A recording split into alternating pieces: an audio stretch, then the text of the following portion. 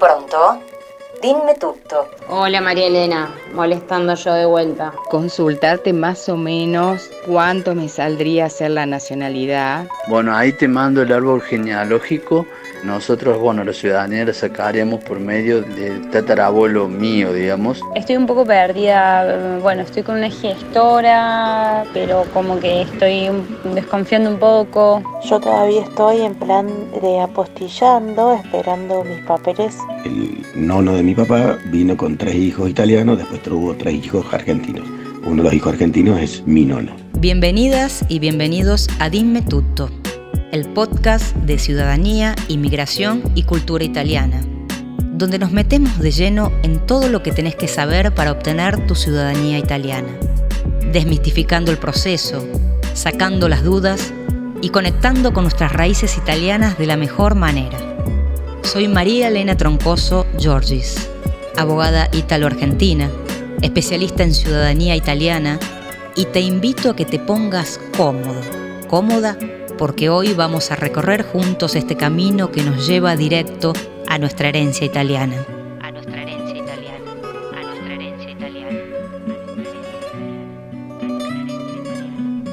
Ciao a tutti, hola, bienvenidos nuevamente a este episodio siguiente, al nuevo episodio, al siguiente episodio. Ya no sé cómo decir el episodio que sigue, o el que sigue después. Bueno, recordemos que venimos de cómo es este puntapié inicial, qué hacer, por dónde empiezo con esto de la ciudadanía italiana. Sé que soy descendiente de italianos, sé que por allá, en el 1800, nació algún antepasado en Italia. Ya estuve investigando, ya tengo los primeros documentos, ya sé dónde nació, pero bueno, ahora, ¿qué necesito? ¿Qué actas necesito juntar? Me dicen que tengo que armar el árbol genealógico, ya lo armé.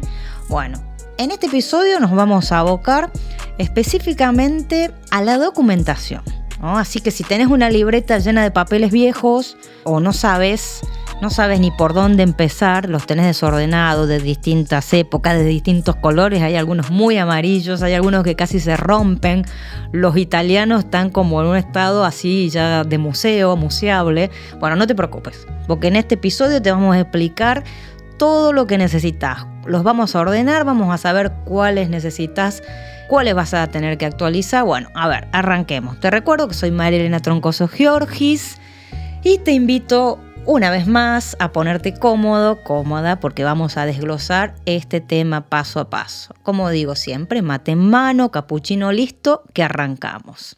Primero, identificación de los documentos necesarios.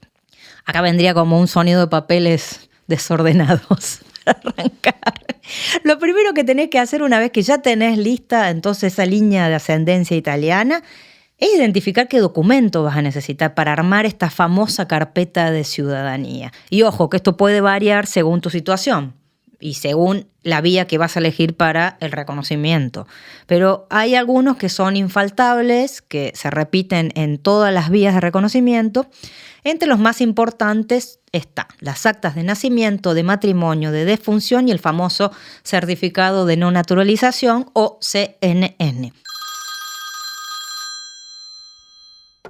Pronto? Dimmi tutto. Hola Elena, ¿cómo estás? Tanto tiempo. Yo en realidad, tengo creo todos los papeles de mi abuelo italiano que nació allá, nunca se hizo ciudadano argentino y hace en realidad poco tiempo descubrimos con mi hermana dónde había nacido, porque no se sabía ciencia cierta dónde había nacido, hasta que descubrí dónde y conseguí su partida de nacimiento y bueno. A partir de eso empezamos a ver con mi hermana de conseguir un turno y no estamos pudiendo. En realidad lo intenté un par de veces, no tanto tampoco, pero sé que es muy difícil. En realidad averigüé un poquito, sé que hay las 3 opciones, conseguir por turno o irse para allá y tramitarla allá o por el juicio, que algunos lo tramitan desde acá. Pero averigüé unos por acá que tramitan el juicio y es bastante carito. En realidad serían mi hermana y mis 2 sobrinas y yo, seríamos 4. En realidad yo lo haría por ellas, y sobre todo por mis sobrinas, que están más interesadas en irse para allá. Bueno, desde ya muchas gracias y un abrazo grande.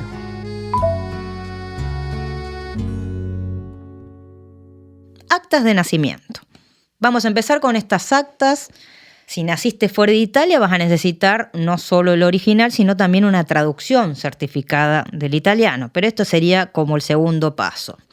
Acta de nacimiento, tenés la posibilidad, en algunos casos excepcionales, de suplantarlo por el certificado de nacimiento. Vamos a hablar un poquito de lo que es el comienzo del registro civil, específicamente en Italia, porque si hablamos de un acta de nacimiento italiana, tenemos que tener en cuenta una pequeña evolución histórica. Porque en Italia el registro civil, que se llama Stato Civile, en algunas zonas existe desde el año 1804. Ya nos metemos un poco en la historia italiana. Tuvo algunas interrupciones, pero en general podemos decir que en toda Italia comienza a surgir en 1804. Cuando las fuerzas francesas, impulsadas por Napoleón Bonaparte, invadieron Italia, comenzaron a abrirse los registros civiles en los nuevos territorios conquistados. Cuando los franceses fueron expulsados, los registros civiles continuaron funcionando en algunas regiones italianas y en otras fueron cerrados. La apertura definitiva se produjo en 1866, luego de la formación del Reino de Italia. Estas fechas son, la primera de 1804 es para saber un poco de información de cultura general cuando se empiezan a conformar los registros civiles, pero la que importa es la del año 1866, porque a partir que se forma el Reino de Italia se abren todos los registros civiles. Digamos, cada comuna, cada ciudad tiene la obligación de crear un registro civil. ¿Por qué es importante esto? Porque debemos conocer las fechas de apertura y los cierres de registro civil en la zona donde vivían nuestros antepasados, nuestros ancestros. Porque, por ejemplo, si el antepasado nació en una fecha en la que no había registro civil en la zona, deberemos dirigirnos a las parroquias. O sea, por lo general es 1866 más o menos, un poquito después de 1866. Algunos lo abrieron en 1866, otros un poco más adelante, pero tenemos que tener en cuenta esta fecha para saber si tenemos que ir a la iglesia a buscar un acto de bautismo, porque nuestro antepasado nació antes, con lo cual se registraba en la iglesia o en la parroquia, y si es después de la apertura del registro en esa comuna, vamos a ir directamente al municipio o comune. Entonces, vamos de nuevo, así como poniendo en claro y sintéticamente. Si el antepasado nació en una fecha en la que no había registro civil, debemos dirigirnos directamente a la parroquia para solicitar las actas de bautismo, matrimonio o defunción. Esta fecha varía según la región de Italia. Si el antepasado nació en una fecha donde ya estaban abiertas las oficinas del registro civil, las partidas de nacimiento, matrimonio o defunción se solicitan directamente al registro civil de la comuna o municipio italiano. Después, a pesar de tener una copia de la partida de nacimiento del registro civil, podemos pedir una copia del acta de bautismo buscando información adicional, pero esto es como per piacere, podemos decirle. Hola María Elena, claro, es esto, justamente no tengo muy en claro qué es lo que más me conviene de acuerdo a mi situación. Yo, por ejemplo, no tengo mucha idea de qué es lo que requiere la carpeta. Mi esposo es argentino y tiene la ciudadanía, pero la hizo su familia en su momento. Yo no tengo ni idea de qué es lo que ellos hicieron ni cómo. Nosotros hace ya 10 años, más de 10 años que estamos casados, y nos habían dicho que yo podía acceder a la ciudadanía por matrimonio, pero que tenía que rendir examen de idiomas, lo cual me va a llevar obviamente mucho tiempo aprender el idioma, más que no tengo ni idea de cómo es el trámite. Entonces, bueno, quería saber qué era lo que me convenía a mí, si en base a mis posibilidades, qué era lo que necesitaba yo quizás para poder tramitarla a través de lo que eran mis ancestros, qué documentación hace falta o cómo podría conseguirla también, o por matrimonio, si se podía hacer de alguna forma más práctica, porque la idea es hacer la ciudadanía, pero bueno, veo que hay varias alternativas, entonces ver cuál me conviene más a mí. Pasando a las actas de matrimonio. Aplica lo mismo, digamos, si estás casado o casado, si estuviste casado o casado y te divorciaste. Digamos, si te divorciaste, lo mismo tenés que brindar el acta de matrimonio. Y acá va a haber una diferencia. Si te divorciaste, porque además va a ser necesario que tengas y cuentes con la sentencia de divorcio. Esto es importante. Fundamentalmente lo piden las comunas al momento de realizarse la transcripción de la ciudadanía. Son como muy rigurosos con el tema de no otorgar la ciudadanía a alguien que ya se ha divorciado de la persona que acaba de ser reconocida como ciudadano o ciudadana italiana. El acta de defunción se refiere a las actas de nuestros familiares fallecidos. No se necesitan actas, y esto es importante, no se necesitan las actas de defunción de los esposos de nuestros familiares en la línea de sangre, salvo en algunos casos, que tengamos que, por ejemplo, iniciar el juicio por vía materna, y en ese caso sí se tiene en cuenta cuándo nació el esposo y si era italiano o si no lo era, y en este caso sí vamos a tener en cuenta los datos del esposo, pero en general solo importan a los fines del reconocimiento de ciudadanía las actas de defunción de todos nuestros familiares en línea descendente hacia nosotros. El certificado de no naturalización, sobre el que ya comencé a hablar en un episodio anterior, es el documento clave para confirmar que tu antepasado italiano nunca renunció a su ciudadanía antes de que naciera el descendiente que te conecta con él.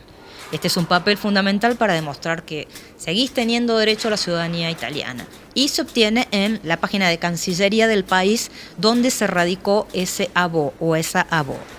Después que tengamos todos estos documentos, que son documentos que acreditan un estado civil como nacimiento, como matrimonio, como defunción, vamos a pasar o vamos a necesitar saber si esos documentos, porque muchos ya los tenemos, otros los tenemos que solicitar.